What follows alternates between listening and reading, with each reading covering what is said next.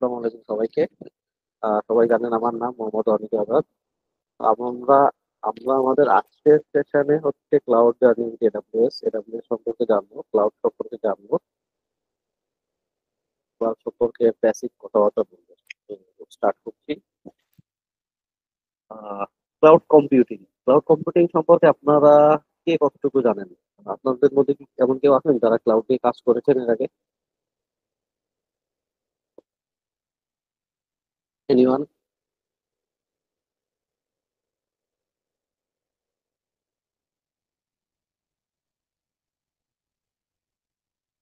কেউ কি শুনতে পাচ্ছেন আমাকে? জি ভাইয়া। জি, শুনতে পাচ্ছি। জি আপনার। আপনি আমার মনে হয় না যে কেউ করছে। আমরা করি না আরকি। আচ্ছা, ফাইন। ওকে, সো আমি আসলে খুব বেসিক থেকে তাহলে স্টার্ট করি।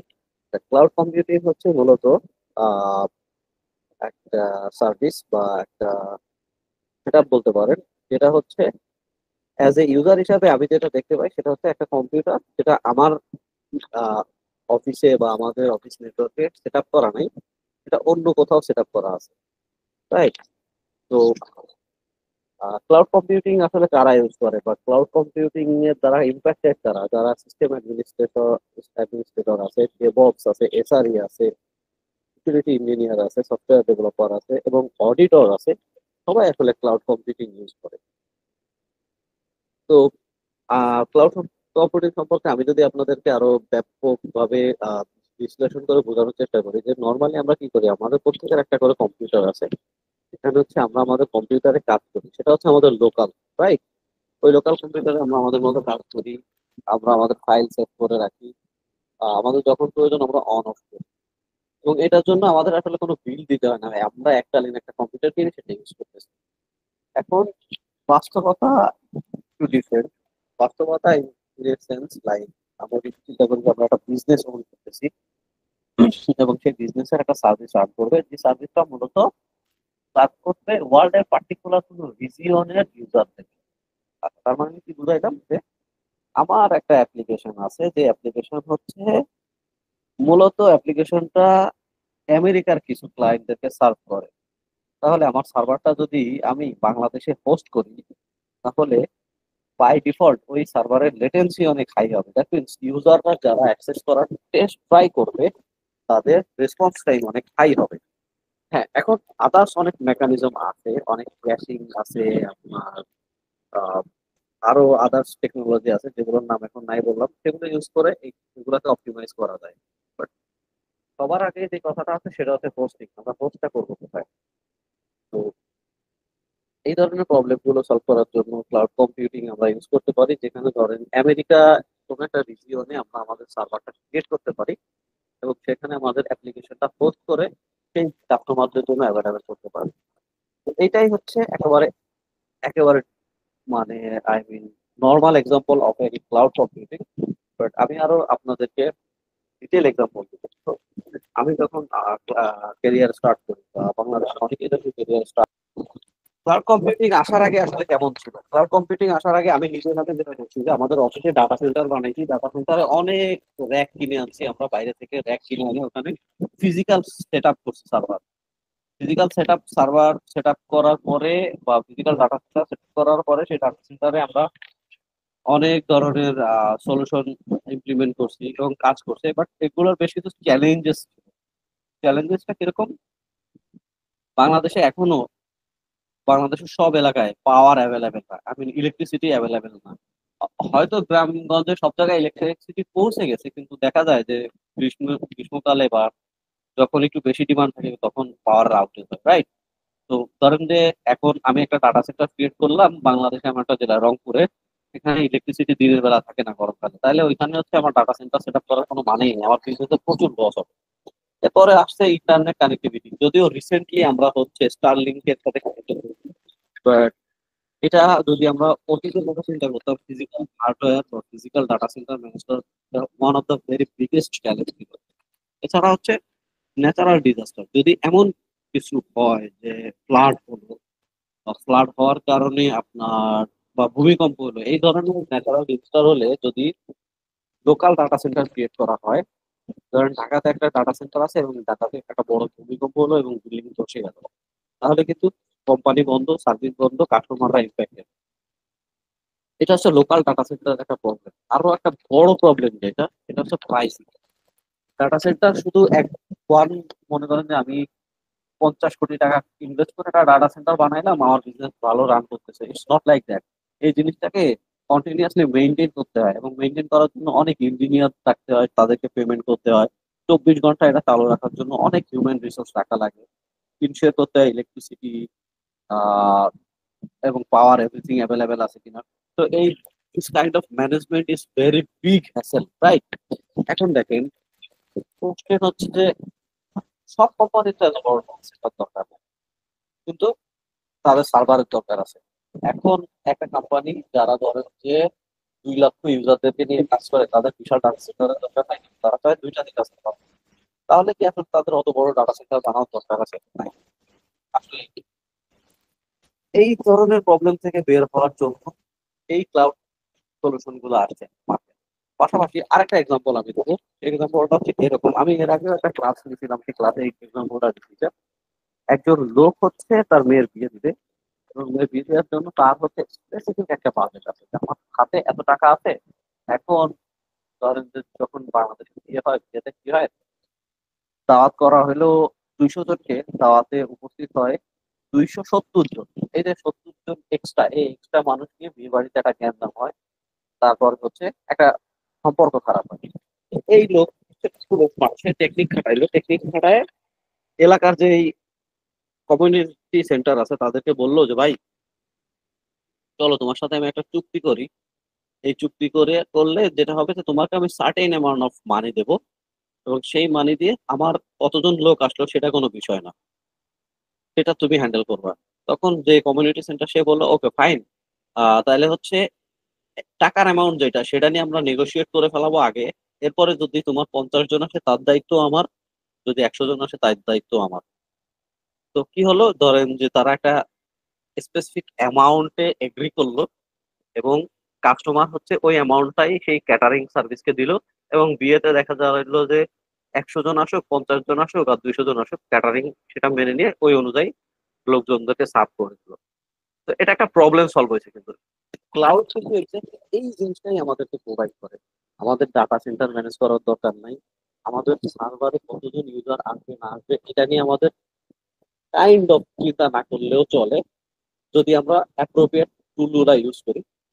কিন্তু কি হচ্ছে, আমরা আমাদের প্রয়োজন মতো অন ডিমান্ড ইনস্ট্যান্টলি সার্ভার পাচ্ছি। এবং ক্লাউডে বিভিন্ন মডেল আছে, সেই মডেলগুলো ইউজ করে আমরা ডিফারেন্ট ডিফারেন্ট ভাবে সার্ভার নিতে পারি। যেমন যেমন আমি চাই আমার এখনই একটা সার্ভার লাগবে, সেটাকে বলা হচ্ছে অন ডিমান্ড। এবং অন ডিমান্ডের প্রাইস সবসময় বেশি। ঠিক আছে, আপনি বাজারে গেলেন, বাজারে আপনার মন চাইলো যে আপনি আজকে বাজারে গেলেন এবং বাজারে যায় সবচেয়ে বড় মাছটা কিনবেন। তো বড় মাছটা কিনতে গেলে আপনাকে অবশ্যই বেশি পেমেন্ট করতে হবে, রাইট? বাট যারা হচ্ছে যাদের বাজেট কম, তাদের জন্য কি অপশন? তাদের জন্য তো কোনো একটা অপশন রাখতে হবে। হ্যাঁ, এই ধরনের ব্যাপারগুলোর জন্য আদার সলিউশন আছে। যেমন ধরেন রিজার্ভ ইনস্ট্যান্স নামের ইনস্ট্যান্স আছে AWS এ, যেখানে আপনাকে হচ্ছে 60% আপফ্রন্ট পেমেন্ট করতে হবে। মানে যদি সার্ভারের দাম হয় 100 টাকা, আপনাকে 60 টাকা দিতে হবে এবং বলতে হবে যে আগামী 3 বছর এই সার্ভার শুধু আমার। তখন AWS কি করবে, আপনাকে হচ্ছে ওই সার্ভারটা ক্রিয়েট করে আপনাকে অ্যালোকেট করে দিবে, বা আপনারই সেটা ক্রিয়েট করে নিতে হবে। বাট ওরা এনশিওর করবে যে এই সার্ভারটা ডিস্ট্রয় হচ্ছে না, এবং বাকি 40% of the money or the amount আপনাকে হচ্ছে স্লোলি পে করতে হবে। তো তার মানে কি, আপনি প্রাইস অনেক কম পাচ্ছেন, বাট লং টাইম ধরে ওই সার্ভিসটা ইউজ করছেন। আরো একটা ইন্টারেস্টিং ফ্যাক্ট আছে AWS এ স্পেশালি, সেটা হচ্ছে স্পট ইনস্ট্যান্সেস। স্পট ইনস্ট্যান্স হচ্ছে এরকম একটা জিনিস যেটা, ধরেন AWS তো অনেক বড় কোম্পানি। কত বড় কোম্পানি সেটা আমি এক্সাম্পল দু একটা স্লাইড পরেই দিব। এখন এদের সব সময় সব ধরনের রিসোর্স ইউজ হয়, কিছু কিছু রিসোর্স বেঁচে যায়। যেমন ধরেন যে হ্যাভি ক্যাপাসিটির 200টা সার্ভার জাপান রিজিয়নে এই মুহূর্তে ইউজ হচ্ছে না। এখন এটাকে এরা ফালায় রাখবে না, এরা ফালায় রাখবে, এরা যেটা করবে সেটা হচ্ছে এগুলোকে স্পট ইনস্ট্যান্স হিসাবে ডিক্লেয়ার করে দেবে। এবং কিছু কিছু কোম্পানি আছে বা কিছু কিছু সার্ভিস আছে, যে সার্ভিস গুলো আপনার রান করতে গেলে এমন কোনো কিছু দরকার নাই যে আপনার ওই সার্ভার 24 ঘন্টা রান করতে হবে। ধরেন যে আপনার খুব হাই ক্যাপাসিটি একটা সার্ভার লাগবে, কিন্তু সারাদিনের পার্টিকুলার একটা টাইমে চললেই হবে, এবং পার্টিকুলার ওই টাইমে চললে ওই সার্ভার ইউটিলাইজ হবে, আপনার পারপাস সার্ভ হবে, এবং সার্ভার যদি ডিলিটও হয়ে যায় ইটস ওকে। এই ধরনের প্রবলেম গুলো সলভ করার জন্য বা পারপাস সার্ভ করার জন্য এডাব্লিউএস এর যে স্পট ইনস্ট্যান্স আছে সেগুলো ইউজাররা ইউজ করে। এবং স্পট ইনস্ট্যান্সের প্রবলেম হচ্ছে, স্পট ইনস্ট্যান্স ধরেন আমি কিনলাম 110 টাকা দিয়ে 1 ফোন এবং 2 ঘন্টা ধরে চালাচ্ছি। যখনই আপনি বললেন যে আমি 120 টাকা দেবো, তখন সার্ভারটা ডিলিট হয়ে আপনার কাছে অ্যাসাইন হয়ে যাবে। সো আমি একটু আগে যেটা বলছি যে আমাদের এমন কিছু সার্ভিস ওইটাতে রান করতে হবে যেটা ডাউন হয়ে গেলে বিজনেসে কোনো ইম্প্যাক্ট হয় না। এবং স্পট ইনস্ট্যান্সের ক্ষেত্রে এডাব্লিউএস 90% পর্যন্ত লেস প্রাইস দিয়ে থাকে, মানে আপনার সার্ভিসের বা সার্ভারের দাম যদি হয় 90 টাকা বা 100 টাকা, আপনি সেখানে 90%, 90% 90 টাকা পর্যন্ত ছাড় পাবেন। তো ডাটা সেন্টারের প্রাইসিং মডেল বা বিজনেস মডেলটা হচ্ছে এরকম, যেটা নিয়ে আমি এতক্ষণ কথা বললাম। এবং previously physical data centre manage করা অনেক বেশি চ্যালেঞ্জেস ছিল, যে চ্যালেঞ্জেস গুলো ওভারকাম হয়েছে যখন ক্লাউড মার্কেটে আসছে। এবং AWS is one of the pioneer cloud service provider in the world. এই যে এখানে আমি যে জিনিসগুলো একটু আগেও বলছি যে cloud computing model is actually it's a model, and এটা ইউজ করে আপনি কম্পিউটিং রিসোর্স গুলো ইউজ করতে পারবেন।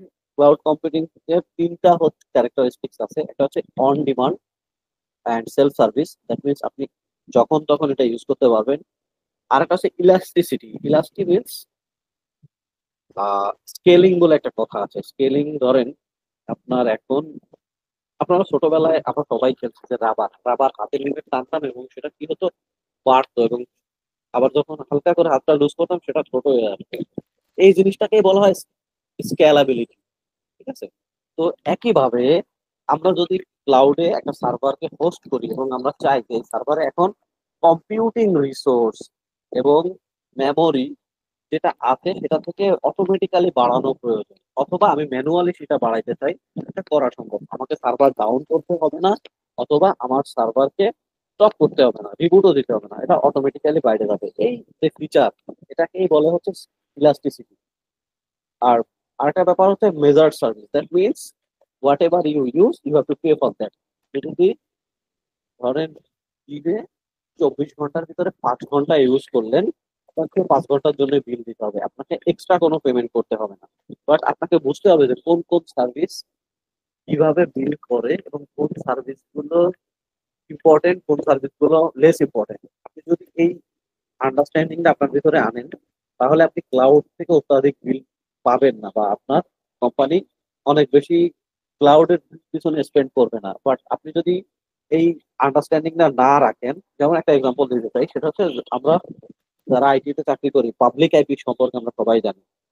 যারা হচ্ছে আইএসপি থেকে বেশি টাকা দিয়ে পাবলিক আইপি নিতে চান বিভিন্ন কাজে, অনেকে ফ্রিল্যান্সিং এর কাজে ইউজ করে, তারা কি করে আইএসপি কে বলে, তখন আইএসপি হচ্ছে পাবলিক আইপি অ্যাসাইন করে। ঠিক একইভাবে আমরা আমাদের অ্যাপ্লিকেশন যখন এডাব্লিউএস এ হোস্ট করি, কিছু কিছু সার্ভিসের জন্য পাবলিক আইপির দরকার হয়, রাইট? এখন এডাব্লিউএস এর সিস্টেম হচ্ছে, এখন মনে হয় খুব রিসেন্টলি, ভেরি রিসেন্টলি এটা চেঞ্জ হয়েছে, আবার নাও হইতে পারে, বাট মূল কথাটা হচ্ছে এডাব্লিউএস এর ওই পাবলিক আইপি ধরেন আপনি কিনলেন, কিনে ফেলে রাখলেন, অ্যাটাচ করলেন না কোনো ইনস্ট্যান্সের সাথে, সেটার জন্য আপনি টাকা পয়সা দিতে হবে তাদেরকে, সেটার জন্য আপনি চার্জ হবেন। তো ধরেন আপনার 10টা ইলাস্টিক আইপি আছে বা পাবলিক আইপি আছে যেটা আনইউজড অবস্থায়, সেটার জন্য আপনাকে পেমেন্ট করতে হবে। ওকে। ক্লাউড কম্পিউটিং এর মডেল মূলত 3 ধরনের, একটা হচ্ছে সফটওয়্যার অ্যাজ এ সার্ভিস, আর একটা হচ্ছে প্ল্যাটফর্ম অ্যাজ এ সার্ভিস, আর একটা হচ্ছে infrastructure as a service. Software as a service আমরা জানি, যেমন গুগল ডক্স আছে, অফিস 365 আছে, যেটা মূলত আমরা সফটওয়্যার হিসাবে ইউজ করি, বাট এটার পেছনে আসলে একটা ক্লাউড সার্ভিস কাজ করে। ঠিক একইভাবে platform as a service, Google app engine, সেটা একটা প্ল্যাটফর্ম, আমরা ইউজ করি একটা প্ল্যাটফর্মকে, বাট ব্যাক এন্ড একটা ক্লাউড। আর তাছাড়া ইনফ্রাস্ট্রাকচার অ্যাজ এ সার্ভিস, যেমন AWS, line node, digital ocean, সেখানে ইনফ্রাস্ট্রাকচার কেন বলা হয়েছে, এটা সরাসরি আপনি এখানে হচ্ছে আপনার প্রয়োজন মতো কাস্টমাইজ করে ক্লাউড রিসোর্স তৈরি করতে পারবেন। সেখানে আপনার সার্ভার থাকবে, আপনার স্টোরেজ থাকবে, আপনার আইপি থাকবে, আপনার লোড ব্যালেন্সার থাকবে, আপনি চাইলে অটো স্কেলিং কনফিগার করতে পারেন। তো লোড ব্যালেন্সার থাকার মানে হচ্ছে আপনার কম্পিউটার সার্ভার চলতেছে, এবং 50টা সার্ভারে আপনার ধরেন যে ক্লায়েন্ট আছে 20 লক্ষ, 20 লক্ষ ইউজার, আপনার 50টা সার্ভারে যখন হিট করতেছে তখন এমনও তো হইতে পারে যে একটা সার্ভারে সব হিট যাচ্ছে আর বাকি সার্ভারে হিট যাচ্ছে, তাহলে ইটস এ প্রবলেম, রাইট? তাহলে ওই একটা সার্ভারের সিপিইউ এবং মেমোরি ইউটিলাইজেশন হাই হয়ে যাবে, অ্যাপ্লিকেশন ডাউন হয়ে যাবে। বাট আপনি যদি সামনে একটা লোড ব্যালেন্সার কনফিগার করে দেন, তাহলে লোড ব্যালেন্সার কি করবে? ও ওর মতো করে ওর অ্যালগোরিদম, আইদার রাউন্ড রবিন অথবা অন্য কোনো অ্যালগোরিদম ইউজ করে প্রত্যেকটা সার্ভারে ইকুয়ালি লোডটা ডিস্ট্রিবিউট করবে। এটাই হচ্ছে লোড ব্যালেন্সারের কাজ। তো এই যে এই সার্ভিস গুলো আমরা কনফিগার করতে পারছি ক্লাউডে, এটাকে মূলত মূলত বলা হয় ইনফ্রাস্ট্রাকচার এজ এ সার্ভিস। ওকে, তো এখানে আসলে যেটা বলা হয়েছে যে দেখেন অনেক ক্লাউড সার্ভিস প্রোভাইডার আছে, এর মধ্যে হচ্ছে আপনি আপনার প্রয়োজন মতো আসলে ক্লাউড সার্ভিস প্রোভাইডার ইউজ করবেন। যেমন আপনি যদি এমন ক্লাউড সার্ভিস ইউজ করতে চান যে ক্লাউড সার্ভিসের প্রাইসিং কম, সেক্ষেত্রে এমনও হতে পারে যে AWS is not right solution for right cloud provider for, সেক্ষেত্রে ডিজিটাল ওশেন আপনি ইউজ করতে পারেন অথবা লাইন। বাট স্পেসিফিকলি এমন যদি কোনো রিকোয়ারমেন্ট থাকে, ক্লায়েন্টের রিকোয়ারমেন্টের সার্ভিসটা এডাব্লিউএস এ হইতে হবে এবং সেটা সাউথ কোরিয়া রিজিয়নে হইতে হবে, তখন আপনাকে এডাব্লিউএস ইউজ করতে হবে।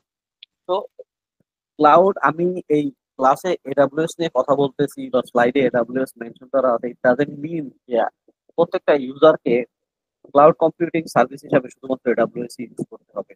কোম্পানির যদি বাজেট কম থাকে বাট কোম্পানি যদি ক্লাউডে পোস্ট করতে চায়, তাহলে সেক্ষেত্রে বেসিক্যালি প্রথমের দিকে ডিজিটাল ওশেন বা লাইন অনেক বেটার সলিউশন। তো এটা হচ্ছে কোম্পানির বিজনেস ইম্প্যাক্ট কি, কোম্পানির মিশন ভিশন কি, এগুলো আন্ডারস্ট্যান্ড করে একজন ইঞ্জিনিয়ারকে আসলে ডিসাইড করতে হবে যে আমি আসলে কোন ক্লাউডে যাবো। Okay, architecture of the cloud. So cloud is not on cloud. আমরা যখন ক্লাউড শুনি তখন মাথায় আসে ও মেঘ, ভাই আসলে কি আমাদের সার্ভিস গুলো মেঘে আছে? Not actually. এগুলো কোথায় আছে? এগুলো আসলে বেসিক্যালি আরেকজনের কম্পিউটার, একটা ডাটা সেন্টারে এটা আছে। কোথায় আছে, কোন ডাটা সেন্টারে আছে আমরা হয়তো রিভিউ জানি, বাট এক্স্যাক্টলি কোথায় আছে এটা কেউ জানে না কোম্পানির লোকজন ছাড়া। Very much confidential. Okay, cloud data centre is secret, যেটা আমি বললাম। Cloud and behind the scene data center is only like this. তো দেখেন এখানে হচ্ছে কি করে ডাটা সেন্টারে ভার্চুয়ালাইজেশন ইউজ করে, এবং ভার্চুয়ালাইজেশন ইউজ করে সেখানে হচ্ছে সার্ভিস গুলোকে বা হ্যাঁ ইয়েস সার্ভিস গুলোকে হোস্ট করা হয়। এখন কোশ্চেন আসতে পারে যে ভার্চুয়ালাইজেশন কি? আপনাদের মধ্যে কি এমন কেউ আছেন যে আমাকে এক লাইনে ভার্চুয়ালাইজেশন সম্পর্কে বলতে পারবেন?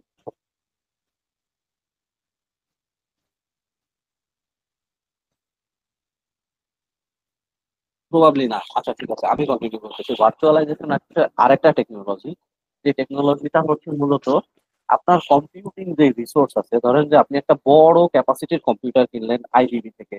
ওই কম্পিউটারে 512 জিবি র্যাম আছে, 2000 জিবি হার্ড ডিস্ক আছে, এবং সিপিইউ ধরেন যে 50 করে সিপিইউ আছে। এখন আপনি চান যে এই সার্ভারটাকে আপনি একটা কাজে ইউজ করবেন না, এইটার ভিতরে আপনি আরো অনেকগুলো সার্ভার হোস্ট করতে চান, সেক্ষেত্রে আপনি একটা ভার্চুয়ালাইজেশন টেকনোলজি ইউজ করবেন।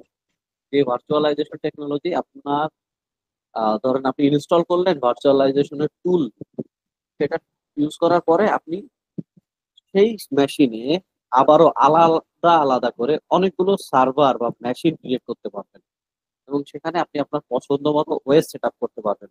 এবং আলাদা আলাদা যে মেশিনগুলো আপনি ক্রিয়েট করলেন, সেই মেশিনগুলোর হার্ডওয়্যার রিসোর্স হবে আপনার হোস্ট মেশিন, মানে আপনি আইডিবি থেকে যে সার্ভারটা কিনেছেন অনেক প্রাইস দিয়ে এবং অনেক ক্যাপাসিটি, সেটা 512 র্যাম থেকে হয়তো 16 জিবি র্যাম দিয়ে আপনি আরেকটা সার্ভার করলেন, আরেকটা সার্ভার ক্রিয়েট করলেন 32 জিবি র্যাম দিয়ে, আরেকটা করলেন 64 জিবি র্যাম দিয়ে। তো যেই সফটওয়্যারটা আমাদেরকে মূলত এই কাজটা করার সুবিধা দিচ্ছে এবং আমরা আলাদা আলাদা ভাবে প্রত্যেকটা মেশিন ক্রিয়েট করতে পারতেছি, সেটাকে ভার্চুয়ালাইজেশন বলে।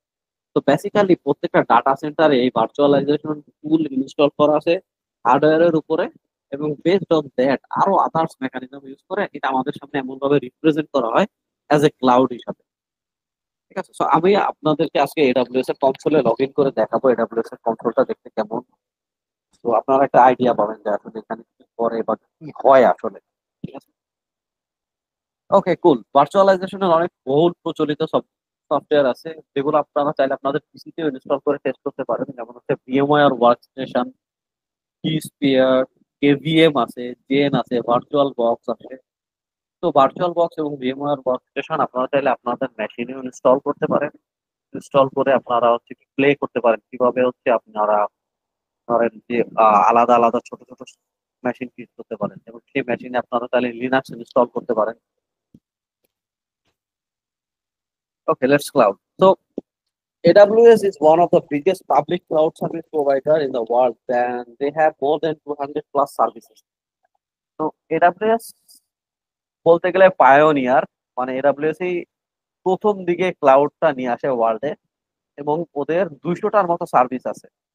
200টার মতো সার্ভিস মানে এর প্রত্যেকটা বলা যাইতে পারে, আই মিন নট প্রত্যেকটা, কিছু কিছু হচ্ছে ইনফ্রাস্ট্রাকচার রিলেটেড সার্ভিস, যেমন স্টোরেজ, যেমন সার্ভার, আর রিসেন্টলি তারা মেশিন লার্নিং রিলেটেড কিছু সার্ভিস ক্রিয়েট করছে। তাদের ডাটাবেস সার্ভিস আছে, তাদের প্ল্যাটফর্ম এজ এ সার্ভিস আছে। তো এডাব্লিউএস এর আসলে হিউজ সার্ভিস আছে, এখানে লেখা আছে 200 প্লাস, এবং প্রতিদিন নতুন নতুন অনেক সার্ভিস আসতেছে। এবং আপনারা যখন ক্লাউডে কাজ করবেন তখন হচ্ছে বেসিক্যালি প্রত্যেকটা সার্ভিস সম্পর্কে টুকটাক আইডিয়া পাবেন যে এক একটা সার্ভিস কিভাবে কাজ করে এবং একটা সার্ভিস একটা সার্ভিসের সাথে কিভাবে ইন্টারাক্ট করে। মানে ধরেন আপনি একটা সার্ভার ক্রিয়েট করলেন এবং সার্ভার ক্রিয়েট করার পরে আপনার দরকার হলো যে একটা অবজেক্ট স্টোরেজ থাকবে, যে স্টোরেজ থেকে আপনি একটা ফাইল ডাউনলোড করবেন আপনার সার্ভারে।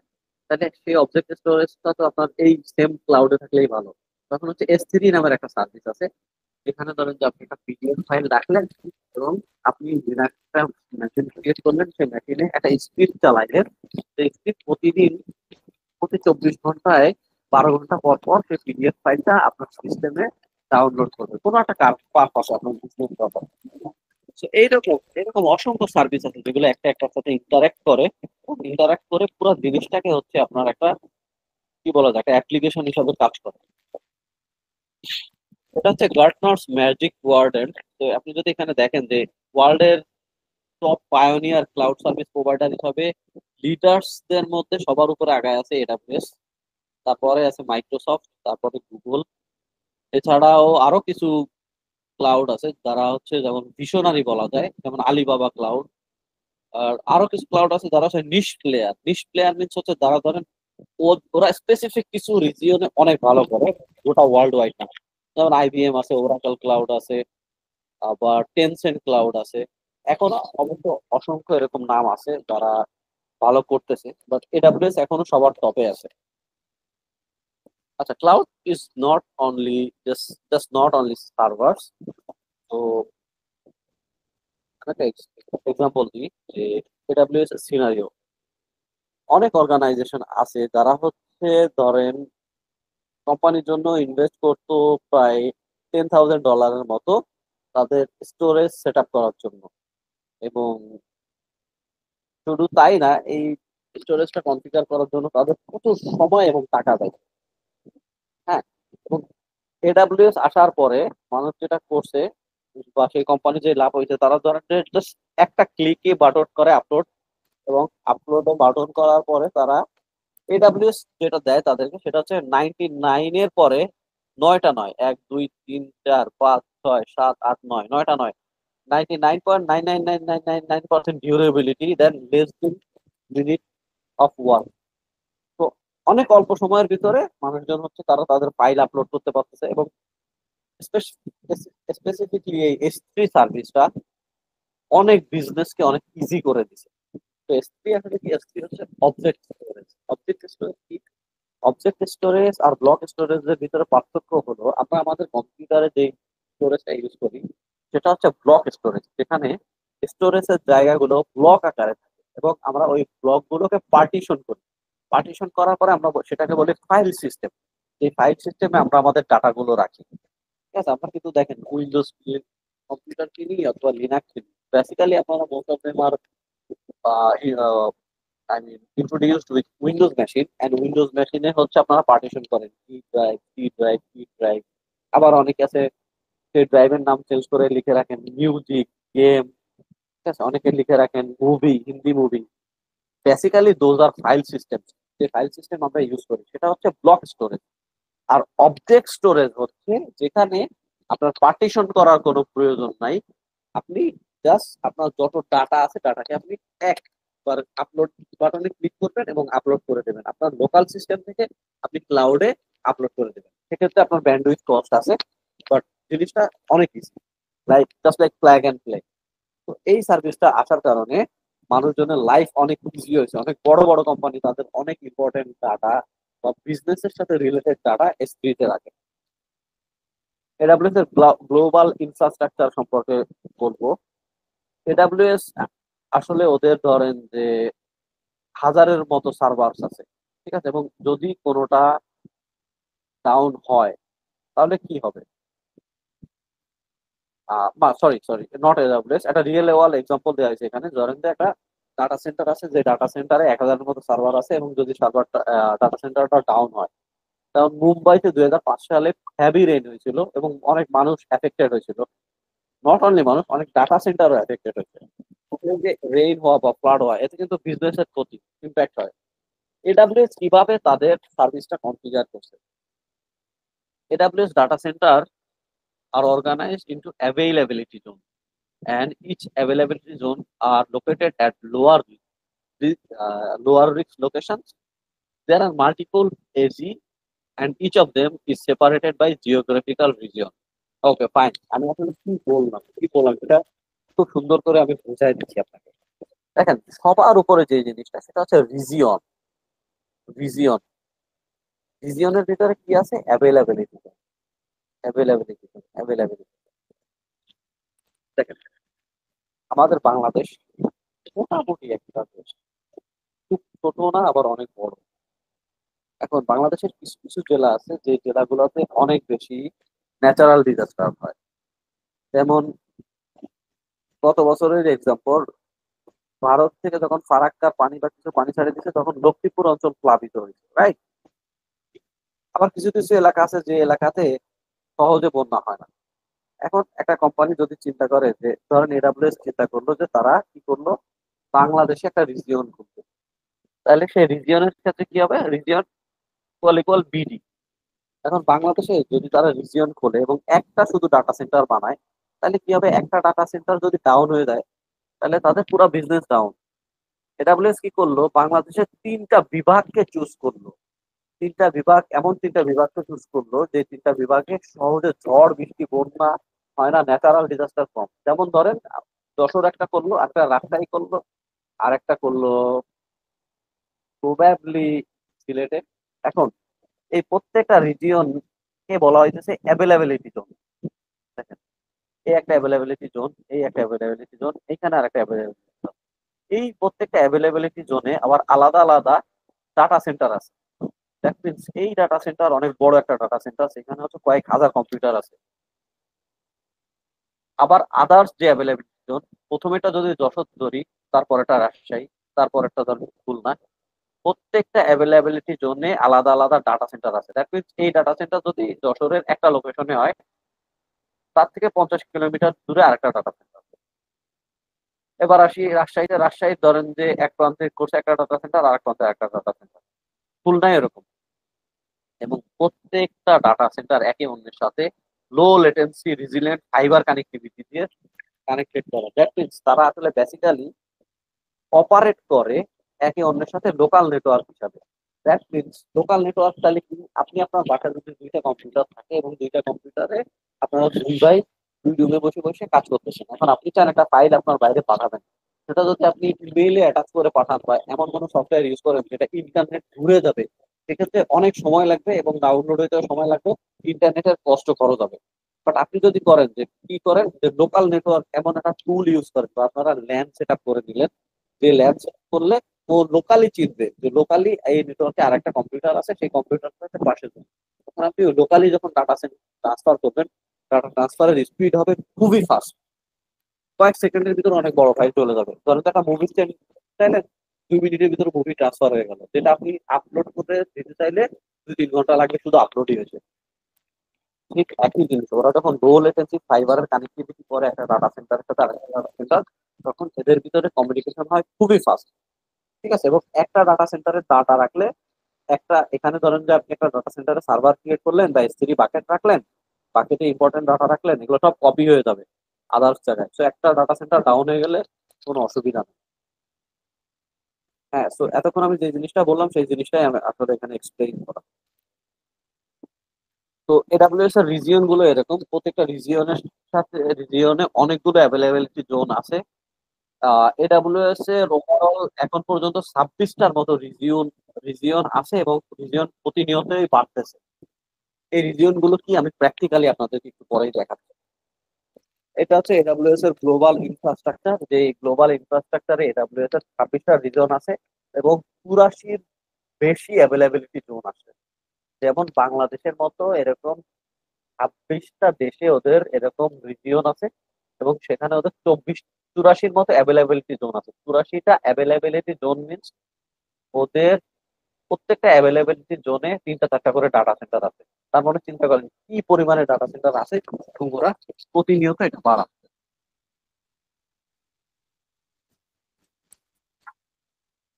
আচ্ছা ফাইন, এখন যদি আপনারা এডাব্লিউএস এর শিখতে চান, তাহলে আপনাদের আসলে কি করতে হবে? সবার প্রথমে যেটা করতে হবে, এডাব্লিউএস এ আপনাদের খেলতে হবে।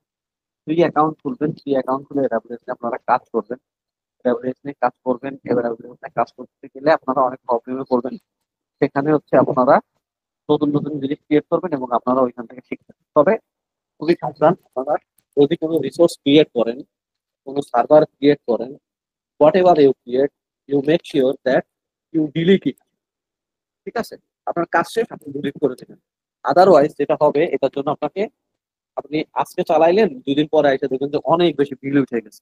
ঠিক আছে, তো আপনারা টেস্টিং এর জন্য কি করতে পারেন, আপনারা টেস্টিং এর জন্য একটা ইন্টারন্যাশনাল কার্ড লাগবে। যে কার্ডে হচ্ছে আপনার $1 মতো অ্যামাউন্ট থাকবে। ওই $1 অ্যামাউন্ট ইউজ করে আপনারা একটা ইমেল আইডি ইউজ করে একটা এডাব্লিউএস এর ফ্রি টিয়ার ওপেন করতে পারবেন, এবং ফ্রি টিয়ার ওপেন করলে 1 বছরের জন্য আপনারা ফ্রি ইউজ করতে পারবেন। এবং এই 1 বছরের মধ্যে আপনারা যা কিছু ইউজ করবেন, মানে নির্দিষ্ট পরিমাণ কিছু জিনিস পাবেন যেগুলো আপনারা ফ্রিতে ইউজ করতে পারবেন, এবং সেটা শেখার জন্য এনাফ।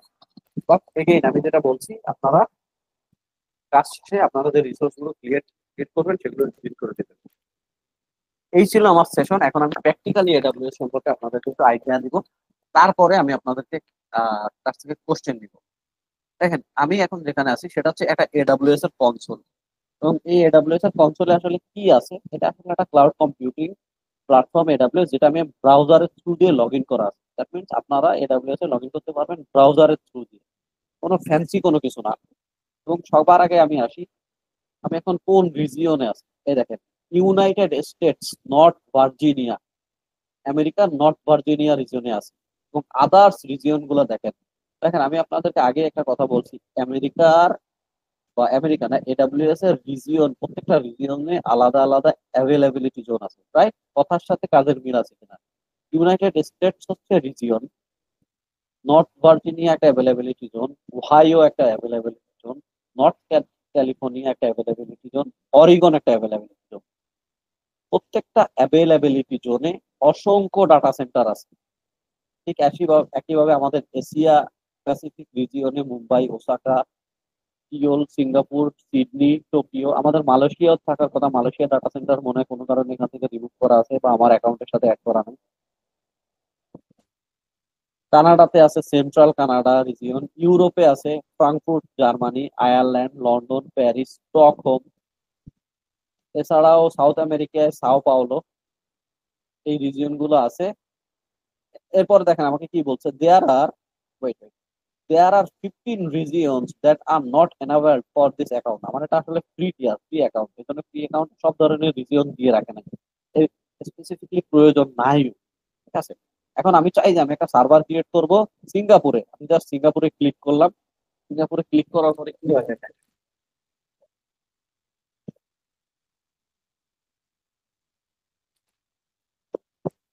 ইন্টারনেট একটু স্লো, সময় লাগবে। এখানে দেখাচ্ছে যে এশিয়া প্যাসিফিকে সিঙ্গাপুরে আছি, এবং সিঙ্গাপুরে আমার, এখানে আমি ক্লিক করি যে আমার সিঙ্গাপুরে কোনো সার্ভিস আছে কিনা।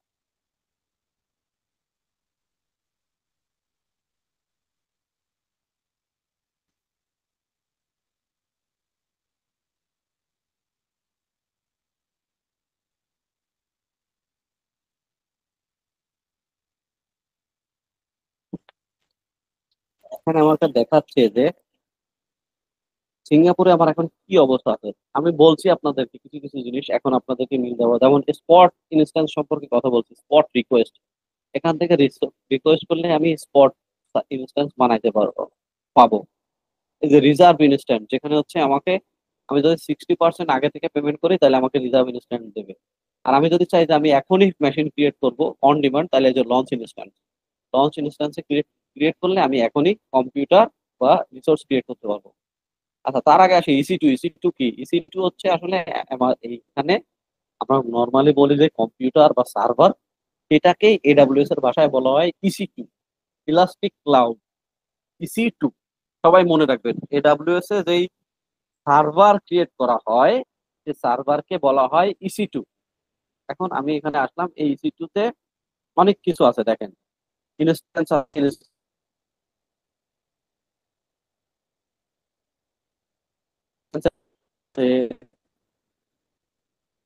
আমি কোন ধরনের ভলিউম নিতে চাই, ইলাস্টিক আইপি আছে, ইলাস্টিক আইপি আমরা ধরেন যে অনেকগুলো সার্ভার ক্রিয়েট করে সেটাতে লোড ব্যালেন্সার করতে পারি। অটো স্কেলিং আছে। অটো স্কেলিং আরেকটা ফিচার ক্লাউডের, সেটা হচ্ছে ধরেন আমার একটা সার্ভার আছে, সেই সার্ভারটা এখন 2 জিবি র্যামে চলে। এখন হঠাৎ করে আমার সকাল 10টা বাজে সার্ভার আমি চালু করছি, বিকাল 5টার সময় 2 লাখ ক্লায়েন্ট আমার সার্ভারে অ্যাক্সেস করার ট্রাই করতেছে, অ্যাপ্লিকেশনে অ্যাক্সেস করার ট্রাই করতেছে। তখন সার্ভারের রিসোর্স হাই হয়ে যাবে। তো আমি এমন একটা কনফিগারেশন করে রাখলাম সার্ভারে, তখন সার্ভার দেখবে যে মেমোরি ইউটিলাইজেশন 80%-এর উপরে, তখন সে অটোমেটিক্যালি আরেকটা সার্ভার ক্রিয়েট করবে। যখন দেখবে যে এই দুইটা মিলে, দুইটার মেমোরি ইউটিলাইজেশন সমষ্টিগতভাবে 80%-এর উপরে, তখনও আরো একটা সার্ভার অ্যাড করবে। এই যে অটোমেটিক্যালি সার্ভার অ্যাড করা বা স্কেলিং করা, এটাকে এডাব্লিউএস এর ভাষায় বলা হয় অটো স্কেলিং। আমাদের আমাদের কোর্সে আমরা যখন প্র্যাকটিক্যালি দেখবো, তখন হচ্ছে আমরা এই কিভাবে লোড বাড়াইতে হয়, লোড তৈরি করে কিভাবে নতুন নতুন সার্ভার তৈরি করে এবং অটোমেটিক্যালি জিনিসগুলো কিভাবে হয়, সেই জিনিসগুলো আমরা আমাদের কোর্সে এক্সপ্লোর করবো। আচ্ছা, এডাব্লিউএস এর অসংখ্য সার্ভিস আমি বলছি এবং প্রমাণ দিই। এখানে যে এখানে ক্লিক করলে দেখাবে যে কি কি সার্ভিস আছে, অল সার্ভিসেস ক্লাস ক্লিক করি। এখানে এত পরিমাণে সার্ভিস এখন আর ওই নাম আকারে দেখায় না, তারপর আমি দেখানোর চেষ্টা করি। দেখেন, এডাব্লিউএস এর কম্পিউট, কম্পিউট মানে কি? আমরা যারা ইঞ্জিনিয়ারিং করছি আমরা তো জানি যে কম্পিউট মানে কি, কম্পিউটিং করা। সেটা সার্ভার হোক, সার্ভার দিয়ে হোক, নর্মাল কম্পিউটার দিয়ে হোক, হোয়াট এভার ইট ইস। তো এডাব্লিউএস এর এতগুলা শুধু কম্পিউট সার্ভিসই আছে। কন্টেইনার আছে এতগুলা, কন্টেইনার সার্ভিস, স্টোরেজ সার্ভিস, বিভিন্ন ধরনের স্টোরেজ সার্ভিস আছে, এক একটা কাজের জন্য একটা সার্ভিস ইউজ করা হয়। তারপর ডাটাবেস সার্ভিস, অনেক কোম্পানি আছে যাদের এসকিউএল লাগে, ঠিক আছে, তারা হয়তো ইউজ করবে আরডিএস অথবা অরোরা। অনেক কোম্পানি আছে যাদের নো এসকিউএল দরকার, তারা হচ্ছে এই যে ডায়নামোডিবি ইউজ করবে। এবং অসংখ্য বিভিন্ন ধরনের আলাদা আলাদা আলাদা ডাটাবেসের সার্ভিস আছে। যারা হচ্ছে এই এআই নিয়ে কাজ করেন তারা মেশিন লার্নিং এর এই সার্ভিস গুলো ইউজ করবে। অনেকে আছে নেটওয়ার্কিং এর বিভিন্ন সার্ভিস ইউজ করার দরকার হয়, তখন নেটওয়ার্কিং এর সার্ভিস ইউজ করে। অনেক কোম্পানি আছে তারা শুধু ইন্টারনেট অফ থিংস নিয়ে কাজ করে, তারা এই আইওটি সার্ভিস ইউজ করে। অনেক কোম্পানি আছে যারা গেম বানায়, তারা হচ্ছে গেম ডেভেলপমেন্টের সার্ভিস নিয়ে কাজ করবে। এই রকম অসংখ্য সার্ভিস এডাব্লিউএস এ আছে এবং প্রতিদিন নতুন নতুন সার্ভিস আসতেছে, যেগুলো ইউজাররা এক্সপ্লোর করে, নিজেদের প্রয়োজনে কাজ করে। বাট অ্যাজ এ ইঞ্জিনিয়ার আপনার সবগুলো সার্ভিস জানার কোনো প্রয়োজন নাই এবং আপনি সব কখনো জানতে পারবেনও না, it's not possible. As a DevOps engineer হিসাবে আপনার জানতে হবে compute, security and identity compliance, containers, storage, database and some networking. That's all, that's all. Others এমন যদি হয় যে আপনাদের কোম্পানির বিজনেস কিসের রিলেটেড, বিজনেস হচ্ছে এআই রিলেটেড, তখন হয়তো মেশিন লার্নিং এর যে একটা সার্ভিস সম্পর্কে আপনি জানলেন, বাট সব জানার দরকার নেই। এইটাই হচ্ছে ওভারঅল ক্লাউড সম্পর্কে একটা ভেরি মিনিমাল এবং বেসিক আইডিয়া। এর থেকে বেসিক আইডিয়া আসলে এই মুহূর্তে দিলে অনেকেই কিছুই বুঝবেন না, কারণ আমি প্রথমে আপনাদেরকে জিজ্ঞেস করছিলাম যে আপনারা ক্লাউড সম্পর্কে কেউ কাজ করছেন কিনা। সেটা আসলে অনেকে হয়তো করেন নাই, আর ইটস নট এ প্রবলেম। তো এই তো নেক্সট ডে যদি আমরা ক্লাস স্টার্ট করি, তখন হচ্ছে প্রত্যেকটা ক্লাসে আমরা এই সার্ভিস গুলোকে ভাঙিয়ে ভাঙিয়ে দেখবো, সার্ভিস গুলো কি কাজ করে, কেমনে কাজ করে, আমরা কিভাবে সুবিধা পাবো, একটা সার্ভিসের সাথে একটা সার্ভিসের কানেক্টিভিটি কেমনে হবে, এগুলো সব আমরা আস্তে আস্তে দেখবো, এক্সপ্লোর করবো ইনশাআল্লাহ। তো এই ছিল আমার আজকের টপিক, আজকের এডাব্লিউএস এর সেশন। খুবই শর্ট সেশন, বাট আমি ট্রাই করছি আপনাদেরকে ডেলিভারি করার জন্য।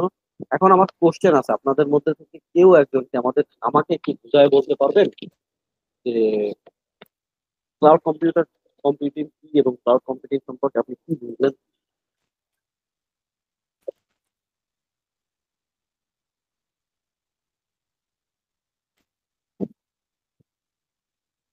এনিওয়ান?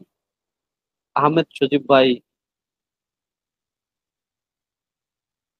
আহমেদ সজীব ভাই আছেন? জি ভাই। ভাই আমাকে একটু ওয়ান লাইনে কি বোঝানো পসিবল যে আপনি আসলে ক্লাউড কম্পিউটিং কি বুঝলেন?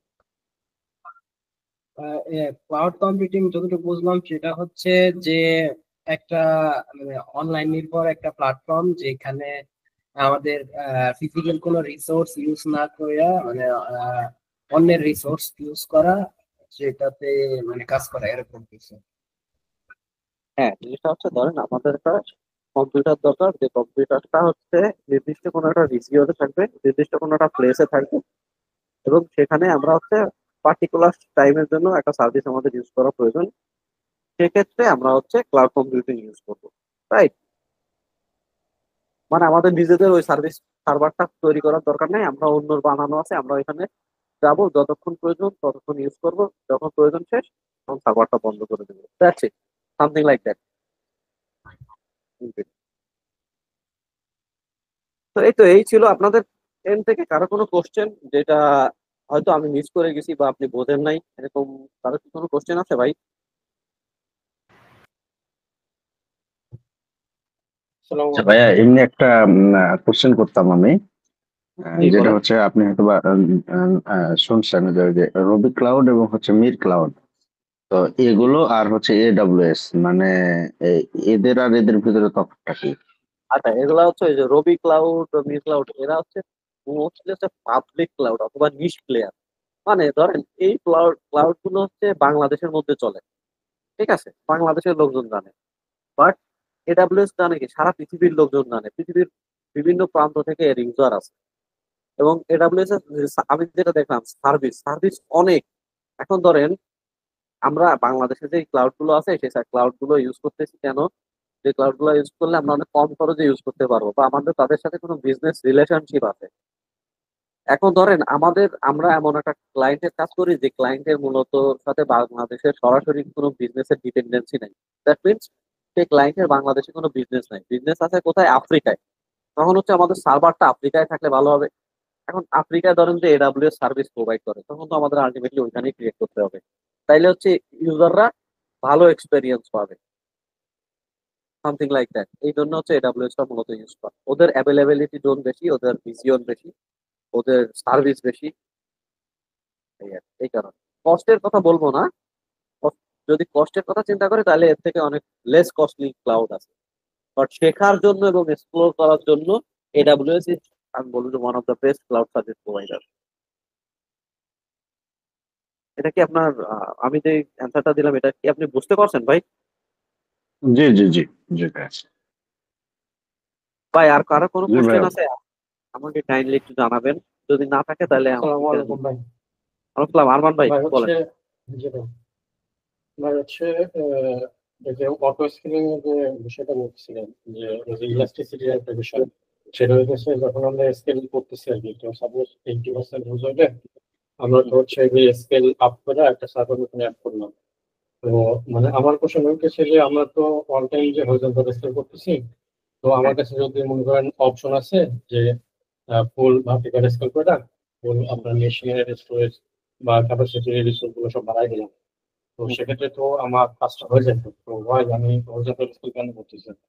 মানে আমার মানে স্পেসিফিক কোশ্চেন হচ্ছে হরিজন্টাল স্কেলটা আসলে কোন ইউজ কেস হিসেবে ইউজ করবো, আর ভার্টিক্যাল স্কেলটা আসলে কোন ইউজ কেস হিসেবে ইউজ ভাই করবো, এটা হচ্ছে দুইটার পুরোপুরি বিজনেস, স্পেসিফিক। এটা আপনার বিজনেসের উপরে নির্ভর করে, ঠিক আছে। এখন দেখেন, ভার্টিক্যাল স্কেলিং হচ্ছে কি আমাদের সার্ভারের ক্যাপাসিটি ইনক্রিজ করা, রাইট? হ্যাঁ। আরমান ভাই, জি ভাই। ভার্টিক্যাল আমি আমি ভুলে গেছি আসলে হরিজন্টাল আর ভার্টিক্যাল। আমার জানা মতে হরিজন্টাল মানে হচ্ছে আমার নতুন করে সার্ভার বাড়ানো। সার্ভার বাড়ানো, রাইট? আর ভার্টিক্যাল হচ্ছে আমার রিসোর্স বাড়ানো। এখন রিসোর্স বাড়াইতে গেলে এডাব্লিউএস এর ক্ষেত্রে কি হয়, আপনার সার্ভার বন্ধ না করলেও চলে, বাট অন্যান্য কিছু ক্লাউড আছে যে ক্লাউডের ক্ষেত্রে আপনার বন্ধ করা লাগে। বাট এখন কাহিনী আছে ভাই, অনেক অ্যাপ্লিকেশন আছে যে অ্যাপ্লিকেশনের ক্ষেত্রে আলাদা কম্পিউটিং রিসোর্সের প্রয়োজন হয়, ঠিক আছে? এমনও অ্যাপ্লিকেশন আছে যে অ্যাপ্লিকেশন আপনার শুধুমাত্র এক মেশিনের ক্ষেত্রে হয় না, ওর আসলে মাল্টিপল মেশিনের দরকার হয়। ধরেন যে এমনও প্রোগ্রামিং ল্যাঙ্গুয়েজ আছে যে প্রোগ্রামিং ল্যাঙ্গুয়েজের ক্ষেত্রে, প্রোগ্রামিং ল্যাঙ্গুয়েজ দিয়ে যখন অ্যাপ্লিকেশন বানানো হয় তখন রিকোয়ারমেন্ট এরকম থাকে যে 4-5টা মেশিন লাগবে, একটা মেশিন এই ধরনের। বাট অনেকে আছে, অনেক ক্ষেত্রে যেটা করা দরকার হয় বা প্রয়োজন পড়ে সেটা হচ্ছে সার্ভার অফ করে নিয়ে ক্যাপাসিটি বাড়ায় তারপরে আবার ওটাকে স্টার্ট করতে হয়। রানিং মেশিনে তো আর আপনি ইয়া করতে পারবেন না, হার্ডওয়্যার ক্যাপাসিটি বাড়াইতে পারবেন না ভাই, পারবেন? আচ্ছা, মানে হচ্ছে ওই যে ডাইনামিক বিষয়টা, ডাইনামিক্যালি আমি হচ্ছে হ্যাঁ। আসলে অ্যালগরিদম করতে পারবো না। না না, ধরেন রানিং মেশিন, ধরেন আমার একটা মেশিন রানিং আছে অ্যাপ্লিকেশন, এখন ওইটা তো আমি আর হ্যাঁ, বাড়াইতে পারবো না। এটা তো কুবারনেটিসের কন্টেইনার না, ধরেন আমি যাই আমার যে রানটাইম ডেপ্লয়মেন্টের থেকে ডেপ্লয়মেন্টে আপডেট করে দিলাম তখন কন্টেইনার বাড়ে গেল। ইটস নট লাইক দ্যাট, আমার হোস্ট মেশিনটা তো অফ করতে হবে। তো ওই ধরনের কেস গুলোতে হচ্ছে আপনার হরিজন্টাল স্কেলিং টেকনিক।